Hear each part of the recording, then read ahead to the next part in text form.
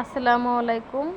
এখন আমি খিচুড়ি রান্না করব। এখানে আমি বুটের ডাল, মটরের ডাল, মসুর ডাল ভালো করে ধুয়ে রেখেছি, চিকেন ধুয়ে রেখেছি, চাল আর কিছু মটরশুঁটি। আমি বাইরের অবস্থাটা দেখাই। অনেক ঝড় হয়েছে, কিন্তু এখন একটু শান্ত হয়েছে। অনেক বৃষ্টি আর অনেক ঝড় হয়েছে। এখানে আমি কড়াই দিয়ে নিয়েছি, কড়াইতে তেল গরম করে দিয়েছি, তেল গরমের জন্য দিয়েছি। এবার হচ্ছে পেঁয়াজটা ভেজে নেব। এখানে আমি চিকেন দিব। আবার তেজপাতা, এলাচ, লং, দারচিনি এসব দিয়ে একটু ভেজে, আদা রসুন এগুলো দিয়ে একটু ভেজে নিয়ে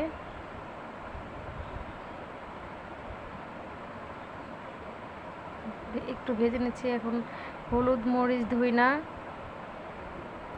এইসব দিয়ে আবার একটু ভেজে নেব। একটু পানি দিয়ে ভালো করে রান্না করব।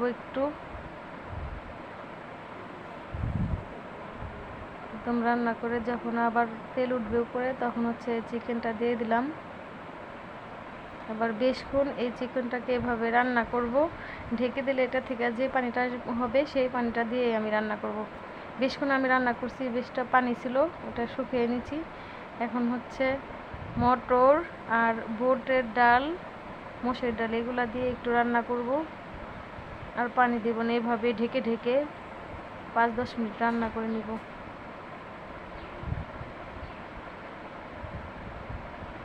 এটা আমার প্রায় রান্না হয়ে যাচ্ছে।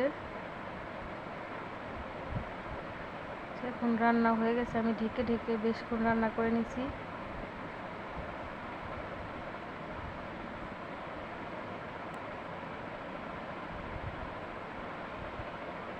এবার হচ্ছে এখন আবার তেল গরম দিয়ে দেবো। এখানে আমি আবার চালটা একটু ভেজে নিব। পেঁয়াজ কুচি দিয়ে দিলাম, পেঁয়াজটা একটু লাল করে ভেজে নিব।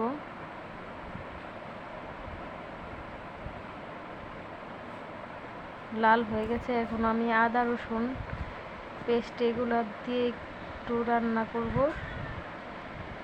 চাল দিয়েও একটু বেশক্ষণ একটু ভেজে রান্না করব। চালটাও বেশক্ষণ একটু ভেজে ভেজে রান্না করে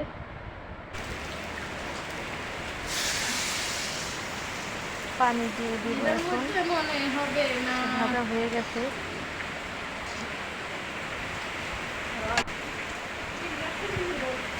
এখন হচ্ছে পানি ফোটা পর্যন্ত অপেক্ষা করে, পানি ফুটে ওঠা পর্যন্ত অপেক্ষা করবো। এই যে ফুটে এসে গেছে। এখন হচ্ছে আমি ওই চিকেন, ডাল এসব দিয়ে দিব।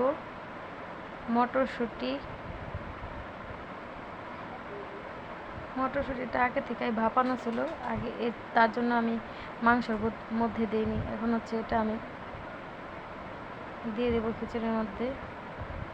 এইটা রান্না হইতে হইতে দেখাচ্ছি বাইরের কি অবস্থা। বৃষ্টির যে অনেক প্রচুর বৃষ্টি হয়েছে, ঝড় তো হয়েছেই, বৃষ্টিতে এই যে দেখেন আমার গাছগুলা, এগুলা একদম মৃত্যুসজ্জায়। পানি এর গোড়া পর্যন্ত পানি আছে। এই পানিতে এগুলা মারা যাবে। যদি পানি না শুকায় তাহলে মারা যাবে। এখানে হচ্ছে ধুন্দুল গাছ আর পানিতে কি জমে গেছে। এদিকে আমার খিচুড়িটাও একদম হয়ে গেছে। এখন পরিবেশন করার পালা। আমরা এখন খেতে বসে গেছি, খাবার রেডি।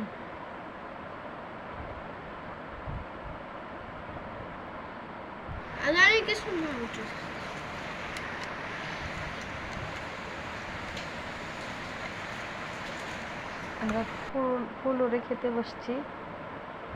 আল্লাহ হাফেজ।